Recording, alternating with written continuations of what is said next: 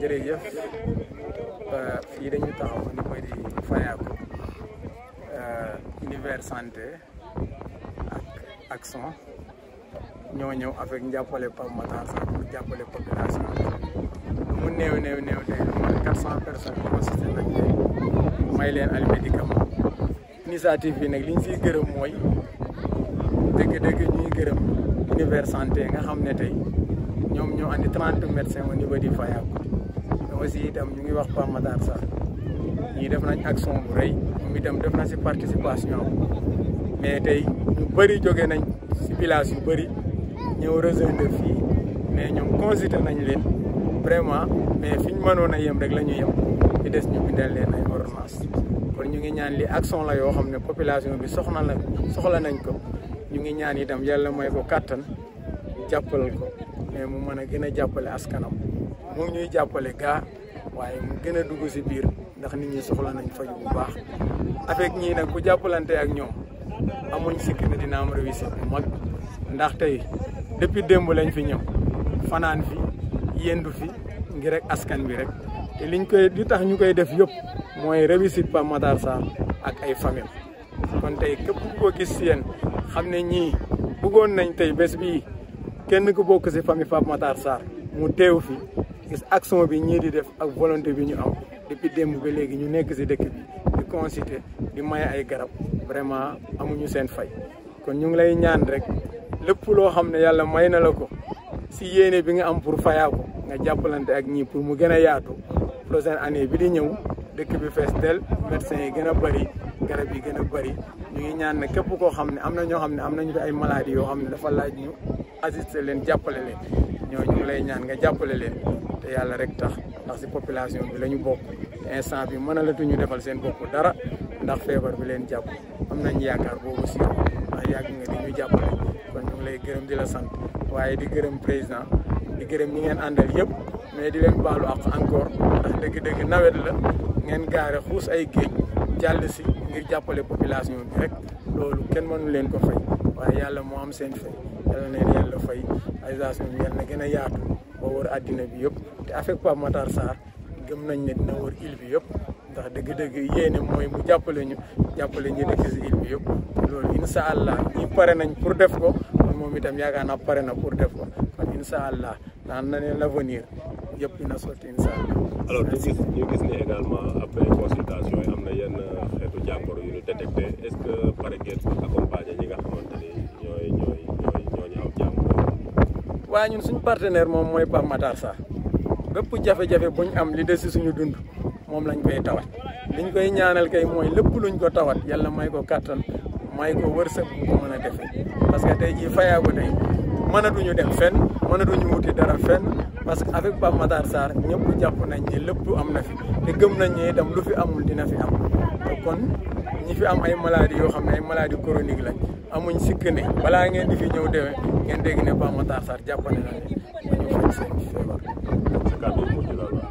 sama kàddu mujj mooy gërëm ñi fi ñëw yëpp univers santé ak action tubaab yi nga xam ne ñoo jógee ba tugal ñëw fii ànd ak yéen ngeen def benn collaboration def lu mat tey ñaata fan si àll bi ngir jàppale askan bi boole si Fayako si njàppale Pape Matar Sarr kon loolu mooy suñu mooy ñu ngi leen di gërëm di leen ñaanal yàlla ngeen yéeg ak jàmm at mi di ñëw mu gën a bëri gën a yaatu te fekk fi ñun ñëpp salaamaaleykum.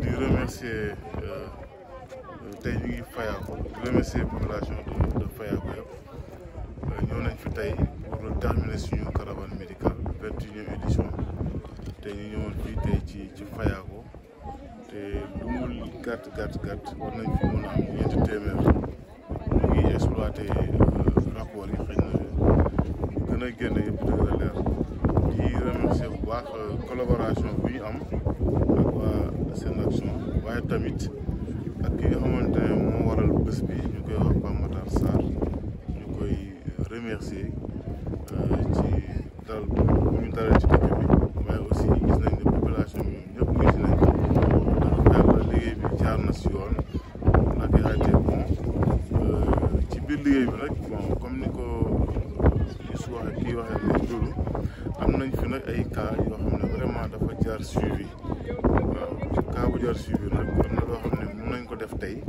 mais bu subaa dafa war a continuer te loolu jël nañu seen i tur wax nañ suivi bu ñu leen war a defal léegi nag prise en charge moo des problème prise en charge mooy problème mu mooy suñ ko waxee donc ñu ñaan nag ambulance bu ci mën a jàppale mu jàppale leen parce que ay doomu Fayako lañ seet si ñu am feebar ñenn ñi seen loxo jotul seen gannaaw te moom lañ ko yaakaaree ñu ko ci encouragé moom tamit lu ci mën a defal mu def ko mu mën a dimbali ñooñu nga xam ne tey jii xëy na bu néewtoon consultation bi tey ñu xam suñu leen dal ñu koy gërëm ñu koy sant di gërëm tamit organisateur bi fekk grand tour voilà ak population bi yëpp voilà jeunes yeeg femmes yeeg vraiment toppatoo na équipe bi dara nañ leen yàlla na ko gën a rafetee ñu ñaan collaboration bi continuer te am naa bu ñëwee sax au lieu ñu def benn fan ñu leen def ñaari fan ba ñetti fan loolu mooy suñu mbir donc di remercier ñëpp encore une fois merci.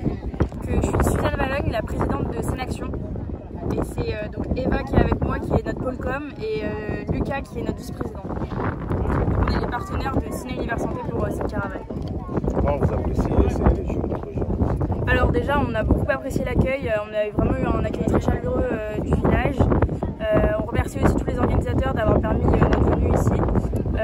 On peut déjà dire que c'est une réussite. Je n'ai pas encore les chiffres des consultations qu'on a pu faire, mais on a vu beaucoup de monde. Et je sais qu'on a pu prendre le temps de bien parler avec les habitants, de faire des vraies consultations, parce que c'est aussi ça qui est important, c'est de parler avec les gens. C'est pas seulement les médicaments qui soignent. Et là, je pense qu'on a vraiment pris le temps d'avoir des vraies consultations et d'écouter les patients. Et donc, on est très content de cette journée de consultation. Qu'est-ce que vous avez remarqué dans On a vraiment eu un accueil très très chaleureux. C'est un des plus chaleureux qu'on ait reçu ici. Hier, on a eu une petite fête en notre honneur et ça nous a vraiment tous fait très très chaud au cœur, très plaisir. Et voilà, je sais pas si vous avez quelque chose à rajouter. Par rapport à aujourd'hui, j'espère qu'on a pu satisfaire tous les patients qui sont venus nous voir. En tout cas, nous, on était très contents de notre travail et encore une fois, je pense aussi qu'on peut dire que c'était une réussite. Et l'accueil, c'était, je pense, le plus beau aujourd'hui. Qu'est-ce que vous avez remarqué comme pathologie durant vos consultations? Comme dans les autres villages, c'était beaucoup d'asthme chez les enfants ou alors d'HTH chez les personnes plus âgées, beaucoup de parasitose aussi, d'argatose. Voilà, ça reste quand même comme dans les autres villages. Donc, ce genre de pathologie. Votre message envers le Papa Matar Sarr, l'international sénégalais qui a offert cette consultation. Merci à lui de nous permettre de venir jusqu'ici pour soigner cette population qui n'a pas accès aux soins de base, mais pour venir bien juste ici. Donc, ça prouve qu'ils sont quand même vachement en état des postes de santé, des centres, voilà. Donc c'est un vrai plaisir de pouvoir venir jusqu'ici pour du coup leur offrir les soins qu'ils méritent. La collaboration entre vous et Univers Santé, qu'est-ce que vous en dites? Encore une fois, c'est vraiment une réussite. On a communiqué avec eux toute l'année avec notre partenaire Demba qui en est le président. Et c'est vraiment grâce à eux qu'on peut apporter tout le matériel qu'on apporte ici, qu'on peut faire toutes les actions qu'on a faites en France et ici. Donc merci à eux et on fait une très très belle collaboration aussi. C'était vraiment superbe ici. En plus de ça, les paysages sont magnifiques et la population est très très accueillante, très gentille. Et on a super bien mangé, donc merci à vous. Et dire merci au village de Fayako pour leur accueil chaleureux. Aujourd'hui c'était le 15e village, donc ici la fin de la caravane médicale. Ça fait maintenant plus de 17 jours qu'on est parti, donc ça nous fait quand même quelque chose au cœur de nous dire que ça y est, c'est officiellement terminé. On clôture cette caravane par un village qui nous a accueillis, qui nous a fait danser. Il y avait de l'ambiance, on a bien mangé et on est très contents de nous pour les consultations qui ont été faites dans la journée. On espère vraiment que l'ensemble de la population est satisfaite et voilà, on est très contents et on espère que le partenariat avec le village de Fayako sera réitéré dans les futures années qui suivent. Quelques mots pour le parrain, Papa Matar Sarr. Merci à lui, comme disait Eva, de nous permettre d'agir dans ce village. C'est un village où j'ai pu remarquer qu'il y avait moins bonnes conditions que les autres villages qu'on a pu faire. L'électricité, les conditions, il n'y a pas de poste de santé, donc c'est compliqué. Et donc du coup, surtout le fait qu'on arrive et qu'on puisse vraiment offrir des consultations, soulager les gens, je trouve que c'est une bonne chose pour ce village et donc merci beaucoup. Comment ? Votre diamant. Ouais, c'est une action. Toujours en action. Yes.